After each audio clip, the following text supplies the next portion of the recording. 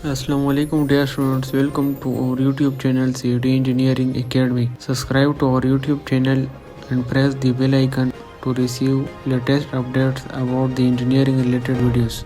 So dear students, आज की इस वीडियो में हम हमारे साथ जो पहला प्रॉब्लम था वो तो हमने कर लिया, सही है। इसकी शेप फैक्टर हमने फाइंड की थी Z/S। तो हमारे साथ जो दूसरा प्रॉब्लम है वो भी इसी तरह है।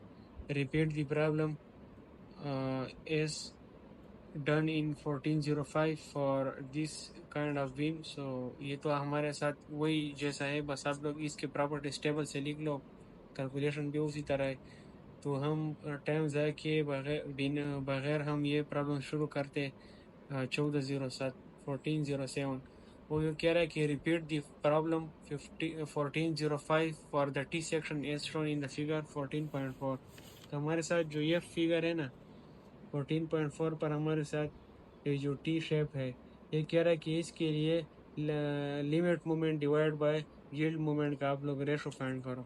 तो हमारे साथ यहाँ पर जो इसके डायमेंशन है वो मैंने यहाँ से लिखे, और यहाँ पर हमारे साथ इसके जो इलास्टिक न्यूट्रल एक्सिस है वो भी इसकी गिवन है। यहाँ से हमारे साथ 109 मिलीमीटर पे 61 मिलीमीटर टॉप से, और यहाँ पर हमारे साथ प्लास्टिक न्यूट्रल एक्सिस की जो डायमेंशन है वो हमारे साथ 125 mm पे बॉटम से, और टॉप से हमारे पास 45 mm है।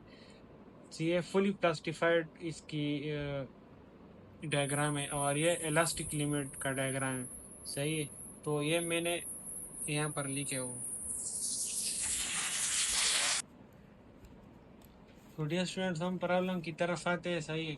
हमारे साथ प्रॉब्लम में इस तरह आप लोग अगर आप टी सेक्शन आप लोग अपने लिए ड्रा भी करो तो इसका आप लोग सेंट्राइड तो फाइंड कर सकते हो। Centroid is equal to centroid about Y अगर हम फाइंड करें तो A1 1 plus A2 divide by A1 plus A2। हमारे पास इसमें दो रेक्टेंगल है, सही है।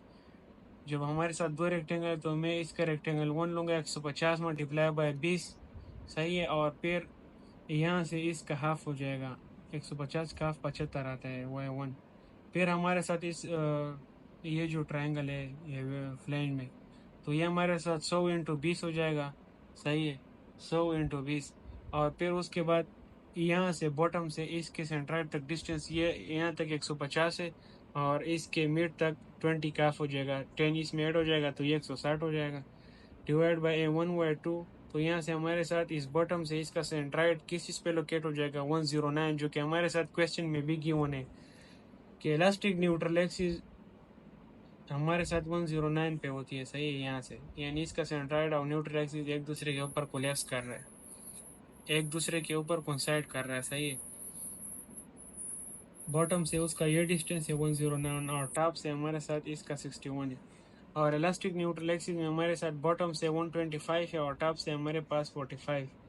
डियर स्टूडेंट्स, हमारे साथ जो प्लास्टिक सेक्शन मॉडुलस होता है उसमें हमारे साथ ये डायमेंशंस इंपॉर्टेंट है। और तो डियर स्टूडेंट्स, हमारे साथ जो इलास्टिक न्यूट्रल एक्सिस है या उसके डायमेंशन जो है हमारे साथ वो हमारे साथ ज़रूरी होते हैं एस फाइंड करने के लिए, जो कि section modulus of the elastic region है। और ये डायमेंशन जो है ये जो हमारे साथ क्वेश्चन में गिवन है ये प्लास्टिक न्यूट्रल एक्सिस के, वो हमारे साथ जेड फाइंड करने के लिए इम्पॉर्टेंट होते हैं, जो कि है हमारे साथ प्लास्टिक सेक्शन मॉडुलस, सही है।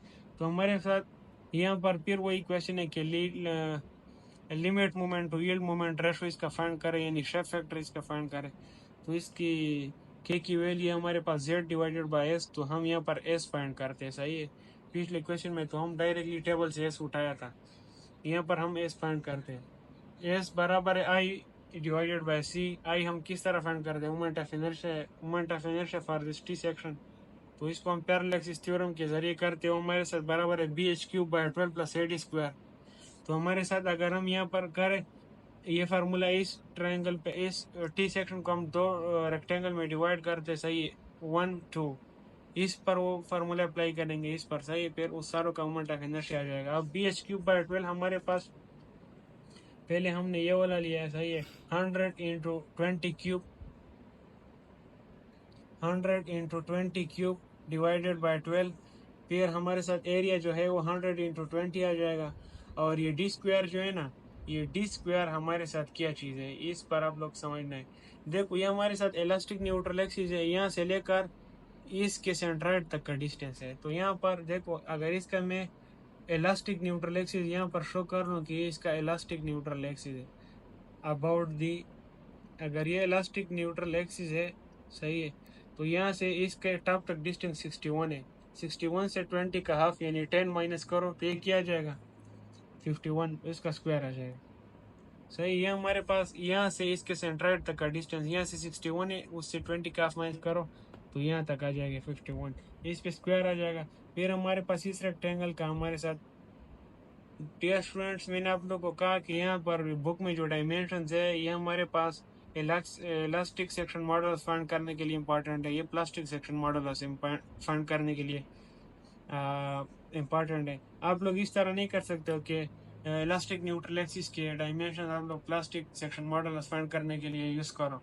सही, क्यों? क्योंकि हमारे साथ जब एक चीज़ प्लास्टिफाइड हो जाती है तो उसकी न्यूट्रल एक्सिस में शिफ्ट आता है। सही है, उसकी वही न्यूट्रल एक्सिस नहीं होती जो पहले होती है। सही है, तो हमारे पास इस रेक्टेंगल के लिए फिर हम मोमेंट ऑफ इनर्शिया पे आते हैं 20 into 150 cube divided by 12 plus 20 into 150, ये इसका एरिया हो जाएगा। और यहाँ से हमारे पास इसके सेंट्रॉइड से लेकर न्यूट्रल एक्सिस या इसके सेंट्रॉइड से लेकर हमारे पास इस रेक्टेंगल के सेंट्रॉइड, ये रेक्टेंगल का सेंट्रॉइड जो है वो 150 का हाफ होगा। सही है, जो कि 75 बनता है। और इसका यहाँ पर जो इसकी वैल्यू है ये बॉटम से ये 109 है जो कि हमने फाइंड भी की थी और यहाँ पर गिवन भी है। देखो बॉटम से यहाँ तक इसका 109 है, तो 109 से 75 माइनस करो, 109 से इस रेक्टेंगल का सेंट्रॉइड 75 माइनस करो। सही है, इससे ये रीजन माइनस करो, ये रीजन, तो आपके साथ ये सेंट्रॉइड टू सेंट्रॉइड डिस्टेंस आ जाएगा, सेंट्रॉइड टू सेंट्रॉइड डिस्टेंस आ जाएगा। यार ये तो मोमेंट ऑफ इनर्शिया की बातें, उम्मीद है कि आप लोग को समझ आ रही होगी। सही है, तो आप लोग ये डी स्क्वायर आ जाएगा हमारे साथ, ये पूरी वैल्यू कैलकुलेटर के जरिए कैलकुलेट कर लो। सही है, कैलकुलेटर निकालो, ऑन बटन दबाओ, साथ ही में ये वैल्यूज चेक किया करो, अगर गलती हो फिर मुझे कमेंट बॉक्स में बताओ। आप लोग व्हाट्सएप में फिर मैसेज करते हो, उससे ज़रूरी है कि यहाँ पर आप लोग मुझे बताओ। सही है, व्हाट्सएप में फिर मुश्किल हो जाता है फिर ठीक करना। चलो, तो यहाँ पर इससे हमारे साथ इसका आई आ जाएगा, आई हमारे साथ आप लोग के साथ जब आई वैल्यू आ जाएगी तो वो एक बहुत बड़ी वैल्यू होगी। सही, अगर आप उसको 10 पावर में लिखोगे तो जी के बटन दबाव के साथ 10⁻³ 6 9 इस तरह पावर में आएगी। सही है, ये हमारे साथ इसकी वैल्यू आ जाएगी, इसका यूनिट होगा हमारे पास mm4। सही है, इसकी वैल्यू हमारे पास ये आ जाएगी S is equal to I by C. अब सी क्या चीज़ है?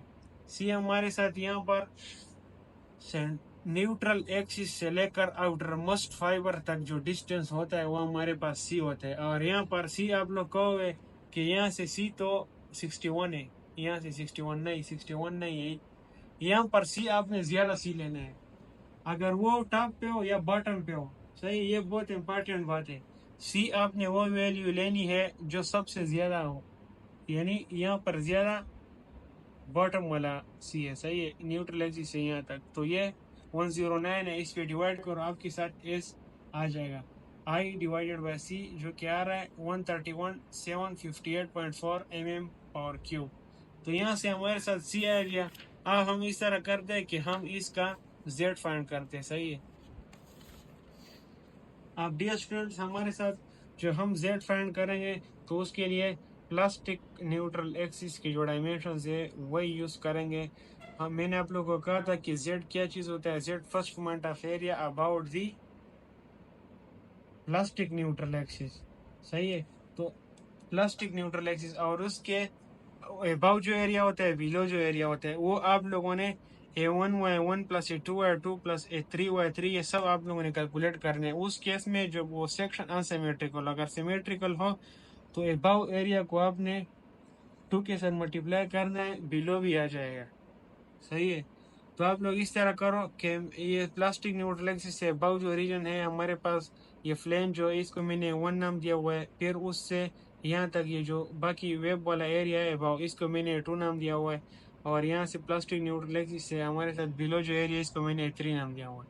इसके सारे डायमेंशंस गिवन है, ये हमारे पास 100 है, इसकी थिकनेस 20, यहाँ से लेकर यहाँ तक इसके प्लास्टिक न्यूट्रल टॉप से प्लास्टिक न्यूट्रल एक्सिस तक 45 है और बॉटम से प्लास्टिक न्यूट्रल एक्सिस से 125 mm है। सही है। तो हमारे पास Z जो है वो बराबर आ जाएगा, ये इस एरिया के लिए मैं आता हूँ, इस एरिया के लिए ये 1 के लिए। सही है। तो ये बराबर हो जाएगा 100 मल्टीप्लाई बाय 20। सही है, ये एरिया हो जाएगा। और फिर उसके बाद y1 ये क्या है, ये 45 से 20 का हाफ निकालो, यानी 45 से 10 निकालो तो ये हमारे साथ y1 आ जाएगा। सही है। तो ये 35 आ जाएगा, 45 माइनस 10 35। और फिर उसके बाद आप लोग y2 और a2 निकालो। a2 जो है वो हमारे साथ ये एरिया है। सही है, ये वेब का न्यूट्रल एक्सिस तक।